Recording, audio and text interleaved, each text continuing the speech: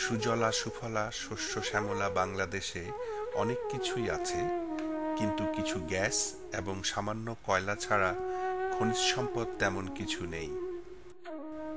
বাংলাদেশের উত্তরে ফুলবাড়ী উপজেলা। এখানে ১৯৯৭ সালে অস্ট্রেলিয়ান কোম্পানি বিএইচপি কয়লার সন্ধান পায়। এই আবিষ্কারের পেছনে গুরুত্বপূর্ণ অবদান রেখেছিলেন বিএইচপির তৎকালীন বাংলাদেশি জিওলজিক্যাল কনসালটেন্ট জনাব নজরুল ইসলাম। আমি ১৯৭০ সালে অস্ট্রেলিয়া আসি এবং ১৯৭১ সালের ফেব্রুয়ারি মাসে উতা মাইনিং কোম্পানিতে প্রজেক্ট জিওলজিস্ট হিসেবে যোগ দিই। ইউনাইটেড নেশনস এবং পাকিস্তান জিওলজিক্যাল সোসাইটির যৌথ উদ্যোগে জয়পুরহাট খনিজ সম্পদ অনুসন্ধানমূলক কূপ খননের প্রকল্পের সাথে আমি যুক্ত ছিলাম। এছাড়া সে সময় সংগ্রহ করা অ্যারোম্যাগনেটিক, সাইজমিক ও গ্র্যাভিটি ম্যাপের উপর ভিত্তি করে অনুমান করেছিলাম রংপুর দিনাজপুর জেলার কয়লা খস পাওয়ার সম্ভাবনা রয়েছে। আমি সে কথা উদয়ের সাথে আলোচনা করেছি, কিন্তু তখন বিভিন্ন কারণে তারা ততটা উৎসাহ দেখায়নি। সেটা ১৯৭৭-৭৮ সালের কথা। এরপর বহুদিন এক্ষেত্রে কোনো অগ্রগতি হয়নি। ইতিমধ্যে বড়পুকুরের কয়লা খনি আবিষ্কারের খবর আসে। আমি উদয়ের সাথে আবার আলোচনা শুরু করি। অবশেষে প্রায় ১০ বছর পরে ১৯৮৬ সালে উদয়ের সাথে বাংলাদেশ সরকারের আলোচনা শুরু হয়। ইতিমধ্যে বিএইচপি ইউতাকে কিনে নেয় এবং ১৯৯৪ সালের ২০ আগস্ট বিএইচপি বাংলাদেশ সরকারের সাথে কয়লা অনুসন্ধান ও উত্তোলন চুক্তি স্বাক্ষর করে। এই চুক্তির ভিত্তিতে বিএইচপি ফুলবাড়ী এলাকায় ব্যাপক অনুসন্ধানমূলক কূপ খনন শুরু করে এবং ১৯৯৭ সালে কয়লার সন্ধান পায়। এই আবিষ্কারের পিছনে আমার ব্যক্তিগত সম্পৃক্ততা প্রায় ২০ বছর। কিন্তু এই কয়লা উত্তোলনকে কেন্দ্র করে ফুলবাড়ীতে সৃষ্টি হয়েছে গভীর অসন্তোষ। বিক্ষোভে ফেটে পড়েছে ফুলবাড়ীর জনগণ।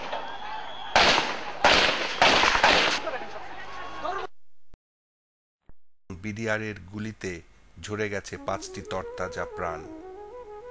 এই অসন্তোষের কারণ বুঝতে হলে মাটির নিচ থেকে কয়লা কিভাবে তোলা হয় সে বিষয়টি একটু তলিয়ে দেখতে হবে।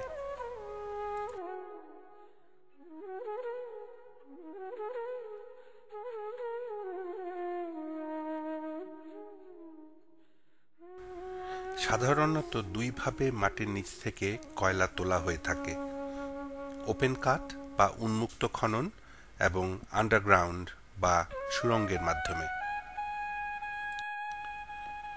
উভয় পদ্ধতিতে রয়েছে বেশ কিছু সুবিধা এবং অসুবিধা। ওপেন কাট পদ্ধতিতে প্রায় শতকরা ১০০% কয়লা উত্তোলন করা যায়, কিন্তু এ পদ্ধতিতে জমির ক্ষতি হয় ব্যাপক, যা বাংলাদেশের উর্বর মাটির জন্য মোটেই সুখবর নয়।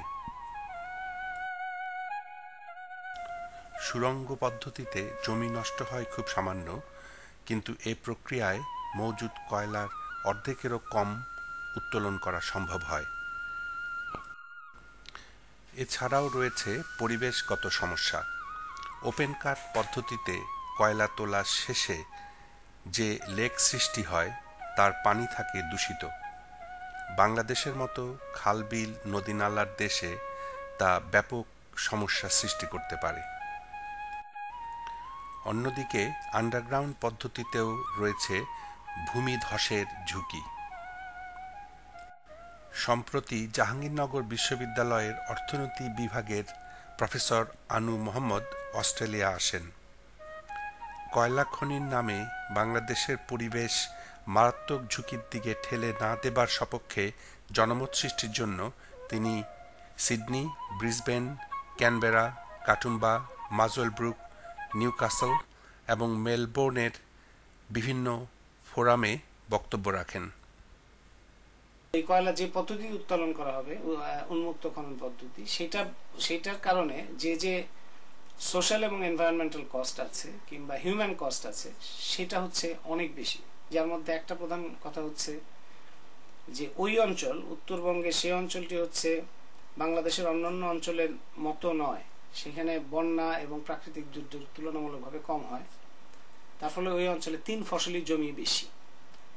বাংলাদেশে খাদ্য উৎপাদনের ক্ষেত্রে এই অঞ্চলটির যে কৃষি উৎপাদন সেটা তাই খুবই গুরুত্বপূর্ণ। 2 হচ্ছে যে বাংলাদেশ নদী নালা খাল বিলের দেশ, সেখানে ভূ উপরিস্থ পানি ও ভূগর্ভস্থ পানি দুটোই হচ্ছে গুরুত্বপূর্ণ। এই উন্মুক্ত খনন পদ্ধতি করতে গেলে পুরো অঞ্চলকে একটা মরুভূমির মতো বানাতে হবে, নইলে কয়লাটা সেখান থেকে উত্তোলন করা যাবে না। মরুভূমির মতো বানাতে গেলে ভূগর্ভস্থ পানি যে প্রত্যাহার করতে হবে সেটা হচ্ছে একটা বিপুল কর্মযজ্ঞ হবে, এবং ভূগর্ভস্থ পানি প্রত্যাহার করে সেটাকে মরুভূমি বানাতে গেলে শুধুমাত্র ওই অঞ্চলের পানি যে শেষ হবে তা না, আশেপাশের যে ভূগর্ভস্থ পানি সেটা স্তরও নিচে নেমে যাবে। তার ফলে ওই অঞ্চলের কৃষি উৎপাদন তো শেষ হচ্ছেই, তার 5 গুণ বেশি জায়গা, প্রায় 650 বর্গ কিলোমিটার অঞ্চলের কৃষি আবাদের জন্য প্রয়োজনীয় যে জমি এবং পানি সেটাও ক্ষতিগ্রস্ত হবে, এবং সমগ্রভাবে উত্তরবঙ্গেই উন্নয়ন কৃষি উৎপাদন সাংঘাতিক রকম বিঘ্নিত এবং ক্ষতিগ্রস্ত হবে। এবং তৃতীয়ত হচ্ছে যে ওই অঞ্চলের মানুষকে উচ্ছেদ করতে হবে। এশিয়া এনার্জি বলছে যে 50,000 মানুষ উচ্ছেদ করতে হবে। সরকার গঠিত বিশেষজ্ঞ কমিটি বলছে যে না, এই সংখ্যা কমপক্ষে 1,30,000 হবে। আর যদি আমরা ক্ষতিগ্রস্ত 656 বর্গ কিলোমিটার অঞ্চল ধরি, তাহলে এই সংখ্যা প্রায় 5 লক্ষের মতো হবে, যারা প্রত্যক্ষ বা পরোক্ষভাবে সরাসরি ক্ষতিগ্রস্ত হবে এবং যাদেরকে ওই অঞ্চলে যাদের পক্ষে জীবিকা নির্বাহ করা কঠিন হবে। এরপরে হচ্ছে যে কয়লা যেভাবে উত্তোলন করা হবে এবং কয়লা যে রাখা হবে, এই প্রক্রিয়ার মধ্যে দিয়ে দূষণ তৈরি হবে পানিতে। এবং আমাদের দেশে নদী নালা খাল বিল যেভাবে জালের মতো জড়ানো, সেখানে এই দূষণটা শুধুমাত্র খনি এলাকায় সীমাবদ্ধ থাকবে না, এই দূষণটা ওই অঞ্চল থেকে বিভিন্ন নদী নালা খাল বিলের মধ্যে সম্প্রসারিত হয়ে বঙ্গোপসাগর পর্যন্ত যাবে। সুতরাং তাহলে দেখা যাচ্ছে যে এই কয়লা খনি এই প্রকল্পের অধীনে আমরা কয়লা পাচ্ছি না, কারণ শতকরা 80% কয়লা চলে যাচ্ছে।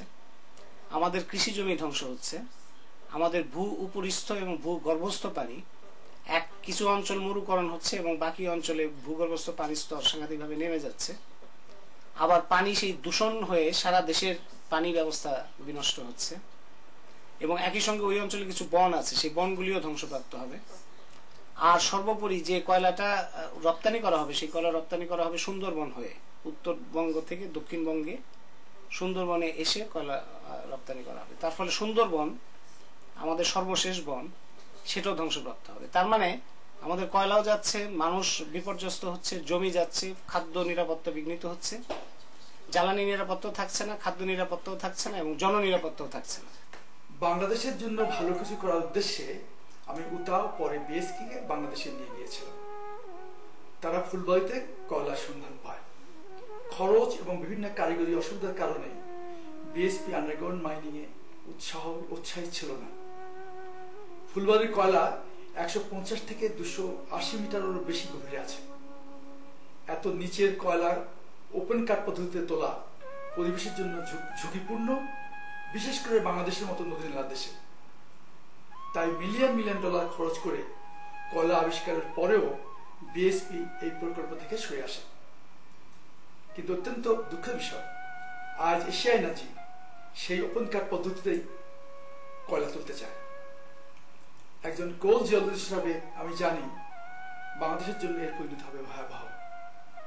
আমি আশা করব জনগণের স্বার্থে বাংলাদেশ সরকার বিষয়টি অত্যন্ত গুরুত্বের সাথে বিচার করবেন।